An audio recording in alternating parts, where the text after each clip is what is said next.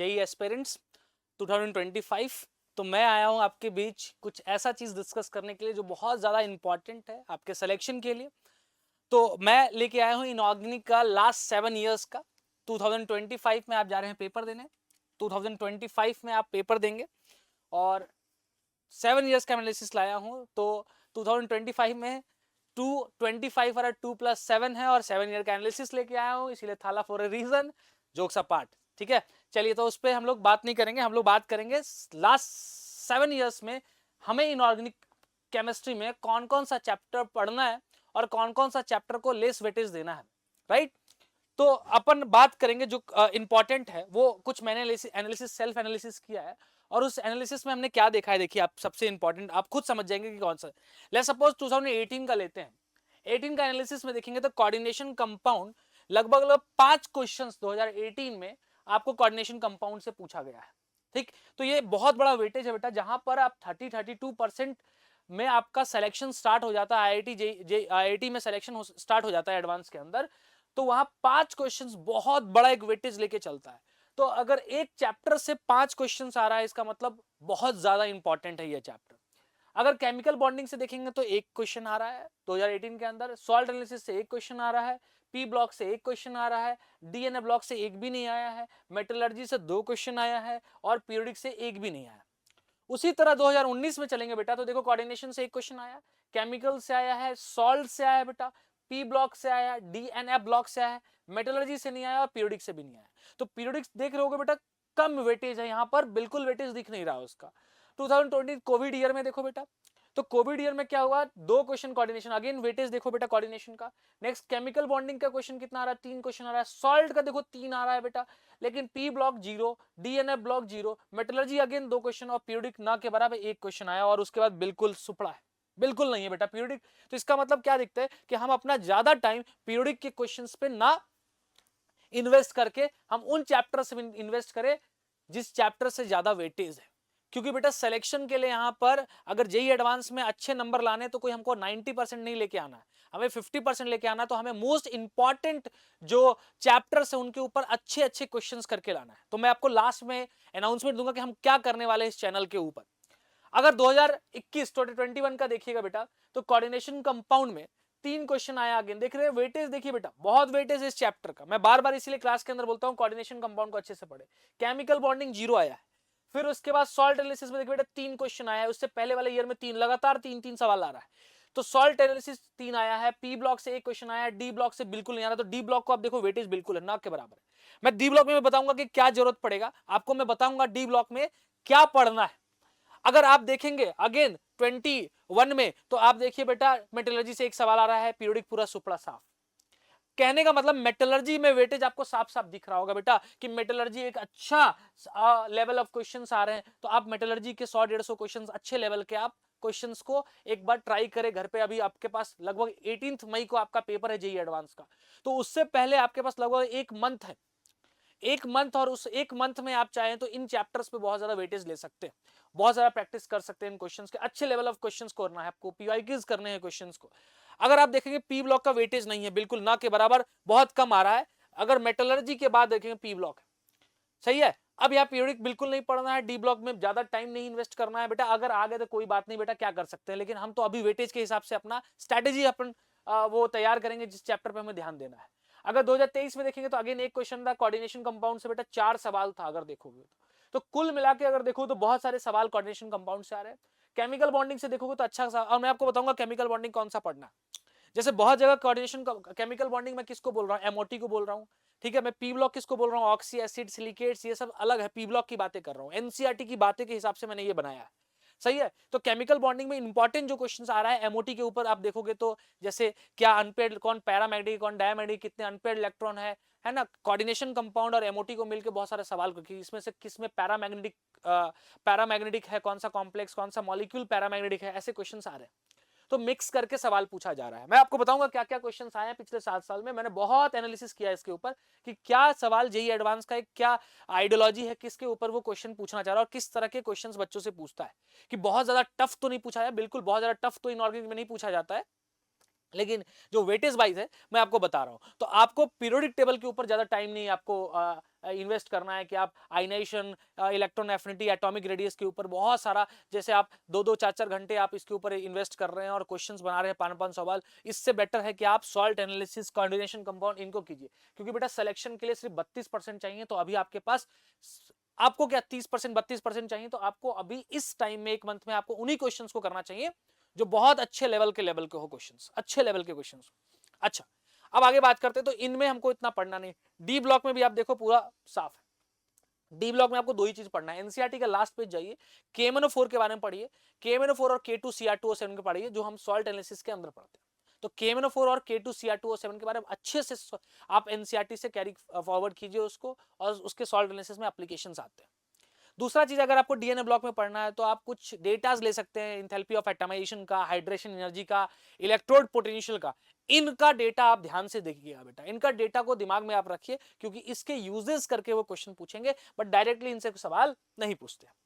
तो अगर हम इन डेटा को क्लब करके एक अगर हम बार बनाए, तो उस बार से हमें क्या दिख रहा है कि कोऑर्डिनेशन कंपाउंड का टावर बहुत ज्यादा लंबा है। देखिए बहुत लंबे लंबे ग्राफ्स बना रहे हैं, मतलब बहुत ज्यादा क्वेश्चन आ रहे हैं। मैंने पूरा आपके लिए एकदम सिंप्लीफाई कर रखा है कि देखिए किस ईयर में कैसा क्वेश्चन आया है। मैं 7 साल का है, तो 7 बार में आपको दिख रहा होगा कि क्वेश्चन हर बार आ रहे हैं। इसमें हर बार क्वेश्चन आ रहे हैं, इनमें केमिकल बॉन्डिंग से आ रहा है, सॉल्ट से आ रहा है, पी ब्लॉक से भी आ रहा है, बट डीएन ब्लॉक का एकदम देखिए एकदम साफ है। मेटलर्जी भी अच्छा चैप्टर है, इसलिए मेटलर्जी को जरूर पढ़ के जाइए। एनसीईआरटी से हटा दिया गया, इसका मतलब ये नहीं कि आपको पढ़ना नहीं, पढ़ के जाना है बेटा, बिल्कुल जाना है मेटलर्जी को। आप इस बात को समझिए। अभी मेटलर्जी का पीरियड टेबल पे टाइम नहीं देना है, डीएनए ब्लॉक पे टाइम नहीं, एस ब्लॉक पे आपको टाइम नहीं देना है, हाइड्रोजन कंपाउंड्स पे आपको टाइम नहीं देना है, इन चैप्टर्स पे आपको टाइम नहीं देना है। तो टाइम कहां देंगे बेटा? तो टाइम देना है आपको दिख रहा है बड़े बड़े टावर्स कहां दिख रहे हैं, कोऑर्डिनेशन और सॉल्ट, ये दोनों चैप्टर का कॉम्बिनेशन बहुत क्वेश्चन आते हैं। सॉल्ट और कोऑर्डिनेशन को मिला के, कोऑर्डिनेशन और केमिकल को मिला के क्वेश्चंस कंबाइन करके पूछा जाता है, ताकि कोई बच्चा अगर कोऑर्डिनेशन, आईआईटी क्या देखना चाहता है कि कौन कितना दोनों चैप्टर को कंबाइन करके मैं कोई क्वेश्चन फ्रेम करता हूं तो बना पाता है कि नहीं बता। आपको कोऑर्डिनेशन में पढ़ाया जाता है बेटा depression in freezing point liquid solution पढ़ाया जाता है, और आपको वर्नर थ्योरी के क्वेश्चंस को मिला के क्वेश्चन बनाया जाता है, फ्रेम किया जाता है। तो ऐसे क्वेश्चंस जो 2 अलग अलग यूनिट है केमिस्ट्री के, उनको मिक्सचर करके एक सवाल बनाते हैं, बस यही इसको टफनेस कहते हैं बेटा एडवांस का। इसमें बहुत ज्यादा टफनेस नहीं, बस दोनों चैप्टर का क्लैरिफिकेशन आपके पास होना चाहिए, तब जाके आप आराम से अटेम्प्ट कर सकते हैं। तो पहला चैप्टर मैंने कौन सा बोला बेटा, एक बार फिर से रिपीट करो, कौन सा? आप कोऑर्डिनेशन पे बहुत ज्यादा टाइम दोगे, अभी 1 महीना है, लगभग 200-400 सवाल आप बना दोगे किसके, कोऑर्डिनेशन कंपाउंड से। ऐसा नहीं किसी बुक से नहीं बनाना है, आप जिस रेस्पेक्टिव अपने कोचिंग इंस्टीट्यूट्स में पढ़ रहे होंगे उनके एसआरजीज के पेपर होंगे, नहीं होगा तो आप अनअकैडमी के पेपर आप ले सकते हैं, अपने फ्रेंड से बोरो कर सकते हैं, या आप हमें कॉन्टेक्ट कर सकते हैं, विल डेफिनेटली हेल्प यू कि कौन सा क्वेश्चन कैसे है, कहां से क्वेश्चंस बैंक हम दे सकते हैं आपको, प्रोवाइड एसआरजी जो हमारा है नेशनल एसआरजी का, हम वो क्वेश्चन आपको प्रोवाइड कर सकते हैं, आप वो ट्राई कर सकते हैं। तो कोऑर्डिनेशन का आपको करना है। दूसरा आपको सॉल्ट एनालिसिस के क्वेश्चंस करते हैं, टावर बहुत बड़े बड़े, इनके भी टावर है 4 3 3, तो बहुत बड़ा एक वेटेज लेके चलता है। उसके बाद आपको मेटलर्जी पे ध्यान देना है बेटा, मेटलर्जी पे बहुत अच्छे से पढ़ना है। मेटलर्जी का सवाल कभी 2 कभी 1 ऐसे सवाल आ रहे, 2 2 1 साल तो 3 सवाल भी पूछ लिया बेटा। मेटलर्जी जैसे छोटे चैप्टर से आपको, आप एनसीईआरटी पढ़ लो अच्छे से, एक कोई बुक पढ़ लो, आप जेडली वेडली बुक पढ़ सकते हो, पढ़ने के बाद उसके बाद क्वेश्चंस ट्राई करें इसके ऊपर, ठीक है। पीरियोडिक बिल्कुल नहीं पढ़े, डीएनए ब्लॉक बिल्कुल नहीं पढ़े, पी ब्लॉक। अब पी ब्लॉक में पढ़ना क्या है, तो पी ब्लॉक में हम लोग पढ़ेंगे जैसे ग्रुप 18 जेनॉन के कंपाउंड्स, उन पे कोई क्वेश्चन पूछा गया है, जो हर ग्रुप के लास्ट में केमिकल रिएक्शंस है, PCl5 PCl3 के रिएक्शन है, HNO3 के रिएक्शंस है, NO2 के रिएक्शंस है ना, ऐसे जो भी है रिएक्शंस लास्ट पे जो उनको आपको पढ़ना है। केमिकल रिएक्शंस के ऊपर क्वेश्चन पूछा जाता है, डायरेक्ट एनसीईआरटी से बोरो करके एकदम उठा लिया जाता है सीधा, और उसको पुट अप कर दिया जाता है। एक बार XGF2 XGF4 XGF6 का क्वेश्चन आ गया, एक बार PCl5 का रिएक्शन आ गया, PCl3 का रिएक्शन आ गया, तो ये सब क्वेश्चंस पूछे जाते हैं। तो आपको एनसीईआरटी के जो लास्ट पेजेस में, हर ग्रुप के पेजेस में लास्ट पेजेस में जो क्वेश्चंस है, जो रिएक्शंस है, उनको आपको करना है पी ब्लॉक के अंदर। आप पी ब्लॉक पूरा पढ़ने मत लग जाइएगा, समझ में आया? ठीक, बहुत नॉर्मल क्वेश्चन नहीं पूछे, डेटाबेस वाला कभी सवाल नहीं पूछते हैं कि बताओ ये जो आप याद करते हो, ऐसी चीजें पूछते ही नहीं है, बहुत लेस होता है कि डेटाबेस वाला सवाल पूछा जाता है। अच्छा, नेक्स्ट अगर वेटेज वाइज देखोगे तो देखो 27% लगभग कोऑर्डिनेशन कंपाउंड के सवाल आ रहे हैं, 27% coordination compound last on average मैं बता रहा हूं। इसका मतलब कोऑर्डिनेशन पे आपको सबसे ज्यादा टाइम देना है। लोग केमिकल बॉन्डिंग पीरियोडिक टेबल पे इतना ज्यादा टाइम दे देते हैं बेटा कि आगे कोई और चैप्टर पे ध्यान ही नहीं दे पाते। आपको अभी सॉल्ट एनालिसिस मजा नहीं आ रहा होगा, कलर याद करने में मजा नहीं आ रहा होगा, रिएक्शंस, लेकिन आपको करना पड़ेगा क्योंकि इस पेपर का डिमांड ऐसा है। कुछ चीजें आपको दिमाग में रखना पड़ेगा, type of reaction, heating effect पे क्वेश्चंस पूछे गए हैं, हीटिंग इफेक्ट भी आपको ध्यान में रखना, सॉल्ट के अंदर पढ़ाते हैं हम लोग हीटिंग इफेक्ट, उस पर भी ध्यान देना है बेटा। आप मेरी बात समझ रहे हो जो मैं कहना चाह रहा हूं? मैं कहना चाह रहा हूं बेटा कि ये वाला जो पोर्शन है कोऑर्डिनेशन कंपाउंड, उस पर पूरा ही ध्यान रखना है आपको, सबसे ज्यादा कोऑर्डिनेशन कंपाउंड पे वेटेज देना। उसके बाद आपको कौन सा देना है, सॉल्ट एनालिसिस पे 24% जो ऑन एवरेज क्वेश्चंस आए वो कहां से आए, सॉल्ट एनालिसिस से आए। उसके बाद लगभग लगभग 21% क्वेश्चंस कहां से आ रहे हैं बेटा, 21% आपके आ रहे हैं केमिकल बॉन्डिंग से। तो आपके ये 3 चैप्टर ही मिला के आपको बहुत बड़ा वेटेज दे दे रहा है बेटा। अगर आप कोऑर्डिनेशन सॉल्ट पे भी 1 महीना टाइम देते हैं, 1 महीना नेक्स्ट आप देते तो इनऑर्गेनिक के लगभग लगभग हर सवाल सही होते हैं। और एवरेज आप देखोगे, ऑन एवरेज हर साल कितने क्वेश्चंस आते हैं, तो अपन देख लेते हैं हर साल कितने आ रहे हैं, 5, 6, 7, 8 और 2 10 क्वेश्चन आ रहे हैं बेटा। ऑन एवरेज 3 मार्क्स का भी मानते हो तो 30 मार्क्स बेटा बहुत बड़ा वेटेज होता है। एक केमिस्ट्री के 1/3 पार्ट से 30 नंबर का क्वेश्चन आना बहुत बड़ी बात है बेटा। इनऑर्गेनिक अगर किसी का अच्छा है तो 30 मार्क्स इजिली सिक्योर कर सकता है। और 100, 110, 120 मार्क्स पे जब अगर 33-32% होता है, बहुत बड़ा है। 360 मार्क्स का पेपर है तो 10% मार्क्स तो आपको यही दे दे रहा है, 10% लगभग मार्क्स आपको यही दे दे रहा है इनऑर्गेनिक से। तो अगर हम नेक्स्ट 1 मंथ अगर इस चैप्टर को अच्छे से पढ़ते हैं, आईओसी को अच्छे से पढ़ते हैं, तो हमारा इसमें चांसेस बहुत ज्यादा बन जाता है, क्योंकि इसके सही होने के चांसेस अलग है। मेंस की बात अलग है, बट एडवांस में बेटा अपने को क्या करना है, एडवांस में बेसिकली अपने को इन्हीं चैप्टर्स पे ध्यान देना है। समझ में आएगा? नेक्स्ट ईयर भी देखो 3, 3, 6, 7, 8, एक 9 सवाल आया। नेक्स्ट ईयर देखो 3, 3, 6, 2, 8 और 2, 10, एक 11 सवाल है। लगभग 3, 3, 6, 7, एक 8, लगभग 8, 9, 10 सवाल हर साल आ ही रहे हैं। इसका मतलब ऑन एवरेज 3 मार्क्स में लेके चला हूं, तो 3 मार्क्स एक क्वेश्चन का लेते हैं। तो अपने को बेटा किस किस चैप्टर पे ध्यान देना है, समझ में आ गया? पहला बोलो कौन सा, कोऑर्डिनेशन कंपाउंड पे अच्छे अच्छे सवाल करेंगे। देखो थ्योरी पढ़ने से कुछ नहीं होगा, क्वेश्चन अच्छे अच्छे करने हैं, अच्छे अच्छे मास्टर बैंक्स है ना, बूस्टर बैंक्स अगर आपके पास नहीं है तो आप हमसे मैसेज कीजिए, विल डेफिनेटली आपका हेल्प करेंगे बेटा। दूसरा बात करें बेटा तो सॉल्ट एनालिसिस पे ध्यान देना है आपको। सॉल्ट एनालिसिस क्वेश्चंस करने हैं, उन रिएक्शंस को, टाइप ऑफ रिएक्शंस पढ़ाया गया होगा, अलग अलग टाइप ऑफ रिएक्शंस, उन रिएक्शंस को बार बार ध्यान में रखना है। K4CN6 और K4FeCN6 और K3FeCN6 के रिएक्शंस देखने हैं, है ना। फिर आपको केमिकल बॉन्डिंग में क्या देखना है बेटा, केमिकल बॉन्डिंग में बहुत चीज मत देखना कि हाइब्रिडाइजेशन देखने लगे, बॉन्ड एंगल, बॉन्ड लेंथ, बिल्कुल नहीं। आप ऑक्सो एसिड्स पढ़िए, है ना, वो भी पी ब्लॉक के अंदर बोलेंगे ऑक्सो एसिड्स के। तो केमिकल बॉन्डिंग के अंदर आप एमओटी पढ़िए बेटा। मॉलिक्यूलर ऑर्बिटल थ्योरी के क्वेश्चंस पूछे जाते हैं, अच्छे से पूछिए। नोडल प्लेन्स के बारे में, जीरेड अनजीरेड्स के बारे में पढ़िए। ऐसी चीजें आप अगर ध्यान में रखेंगे तो जाके आपके केमिकल बॉन्डिंग के आराम से क्वेश्चंस बन सकते हैं। सही है बात? बहुत आसान आसान सवाल आप पूछे जाते हैं, ठीक है। अब अगर पी ब्लॉक के अंदर आए हम, तो पी ब्लॉक के अंदर बेटा ब्रिज बॉन्डिंग पढ़ लीजिए, है ना, ब्रिज बॉन्डिंग B2S6 के बारे में पढ़ लीजिए। आप ऑक्सो एसिड्स पढ़ लीजिए बेटा, है ना, ऑक्सो एसिड पढ़ लीजिए, हाइड्रोलिसिस पढ़ लीजिए। इन चीजों को आप पढ़ लीजिए, आपको इजिली समझ में आ जाएगा। अगर नेक्स्ट बात करें तो मेटलर्जी को ढंग से पढ़िए। तो पहले जो 4 चैप्टर है, 1, 2, 3, 4, जो coordination, salt, chemical and metallurgy and P block, इन पे ही आपको ज्यादा फोकस रखना है। बाकी चैप्टर्स पे क्या मैंने बता दिया था, डीएन ब्लॉक पे क्या क्या, KMnO4, K2Cr2O7 और जो भी डेटाज है, enthalpy of atomisation, melting point, boiling point, है ना, डायरेक्ट पूछ लेगा, कुछ रिएक्शन देगा, उसमें हेल्प कर देगा कि ऐसा ये एलिमेंट है जो रिएक्ट कर रहा है, उसकी मेल्टिंग पॉइंट लो है, उसके ग्रुप में हाई है, तो आपको डेटा याद रखना पड़ेगा, तब जाके आप इन क्वेश्चंस को डील कर पाएंगे। सही है? तो आपको समझ में आ गया होगा कि इनऑर्गेनिक के अंदर हमें क्या क्या पढ़ना है, राइट। अब हम आगे इस सीरीज में क्या लेके आएंगे, हम जैसे आगे हम अगले लेक्चर्स में आएंगे तो क्या लेके आएंगे, तो अगले लेक्चर्स में हम चैप्टर बाय चैप्टर्स बहुत सारे, कुछ अगर थ्योरीज की जरूरत पड़ेगी तो हम क्वेश्चंस के थ्रू आपको थ्योरी बताएंगे। तो 1 मंथ अगर इस सीरीज से अपन जुड़ते हैं तो इन चैप्टर्स को हम अपन आराम से इजिली क्लियर कर सकते हैं। तो हम 7 साल का एनालिसिस लेके आए, उस 7 साल के एनालिसिस में आप चीजें समझ सकते हैं आराम से, आपको दिख रहा होगा किसका कौन सा वेटेज है, किस चैप्टर का कितना वेटेज है ऑन एवरेज, तो हमको उसी पे ध्यान देना है। अगर 2 चैप्टर ही पढ़ना चाहते हैं आप, तो 2 चैप्टर में आप कोऑर्डिनेशन एंड सॉल्ट को पढ़ के जाइए।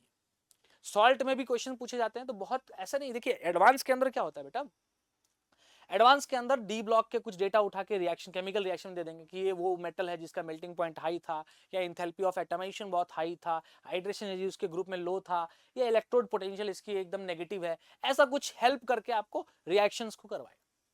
पी ब्लॉक के अंदर भी केमिकल सॉल्ट को जोड़ के देता है, जैसे PCl5 PCl3 का रिएक्शन दे दिया, जेनॉन के फ्लोराइड के कंपाउंड दे दिए, जेनॉन फ्लोरीन के कंपाउंड्स दे दिए। तो ऐसी चीजें पूछी जाती है एडवांस के अंदर। बहुत ज्यादा टफ नहीं, बिल्कुल टफ नहीं पूछा जाता। अगर आप मेरे से पूछेगा तो टफनेस नहीं होता है बेटा इस पेपर में कि आप बोलोगे बहुत ज्यादा कि हाँ हाँ बहुत टफ पूछ लिया, मेरे को बिल्कुल समझ में नहीं आएगा। तो देखो बेटा, एडवांस निकालने के लिए एक स्ट्रेटेजी होना चाहिए, एक बहुत अच्छा सोच और समझ के साथ अगर आप उतरेंगे। लास्ट एक मंथ आपके पास बचा, इस एक मंथ में आपने अच्छे से एनालिसिस करके अच्छे से पेपर और क्वेश्चंस के नंबर बहुत प्रैक्टिस किए, तो डेफिनेटली आपको विजेता, आप एकदम विजय होके आएंगे। क्योंकि बेटा ये paper it's not about only कि हाँ हमें कितने क्वेश्चंस आते हैं, आपको ये देखना है कि हम कितने क्वेश्चंस कर सकते हैं, ये नहीं कि नंबर ऑफ क्वेश्चंस आपको ज्यादा करना। क्योंकि इफेक्टिवली 8 घंटे का ब्रेन आपका काम करना चाहिए पूरे, क्योंकि 3 घंटे का फर्स्ट पेपर, 3 घंटे का सेकेंड पेपर, वो 2 घंटे बीच में जो ब्रेक मिलता है वो भी, उसमें भी आपका ब्रेन क्या वर्किंग मोड पे रहता ही है। तो टोटल 8 घंटे में आपको 30% ऑफ 35% या 40% ऑफ क्वेश्चंस को करके आना है, 60% को आपको रिजेक्ट करना है, आप ऐसे समझिए। तो आप अपनी एक्यूरेसी पे ध्यान दें। तो बेटा मैं आपको यही कहना चाहूंगा इस एनालिसिस से कि 7 साल का इसलिए लाए हैं क्योंकि थाला फॉर ए रीजन है, इसीलिए बार बार हम 7 साल का लक है ये आपके लिए, समझ लीजिए। तो इस पेपर के एनालिसिस से आप बहुत कुछ आगे अपनी प्लान को चेंज कर सकते हैं। पहले बहुत लोग हो सकता है पीरियड टेबल पे बहुत प्रैक्टिस कर रहे होंगे, डीएनए ब्लॉक पे प्रैक्टिस कर रहे होंगे, है ना, पी ब्लॉक पे ज्यादा प्रैक्टिस नहीं बेटा, प्रैक्टिस आपको इन्हीं चैप्टर्स पे करना है। अब आगे हम नेक्स्ट जब भी वीडियो आएगा उसमें क्या लेके आएंगे, तो नेक्स्ट वीडियो में हम कोऑर्डिनेशन कंपाउंड पे जैसे जैसे वेटेज है बेटा उस हिसाब से हम एक समझिए टेस्ट सीरीज टाइप का ऑनलाइन टेस्ट सीरीज लेके चलेंगे, जिसमें हम डिस्कस करेंगे कि आईआईटी का माइंडसेट क्या होता है, एडवांस किस तरह से क्वेश्चन पूछता है, क्या क्या कंबाइन करके क्वेश्चंस लेके आते हैं। तो अभी के लिए बस इतना ही रखते हैं बेटा, all the best. Next paper जब नेक्स्ट हम लोग मिलेंगे तो इन चीजों को हम डिस्कस करेंगे। Thank you so much.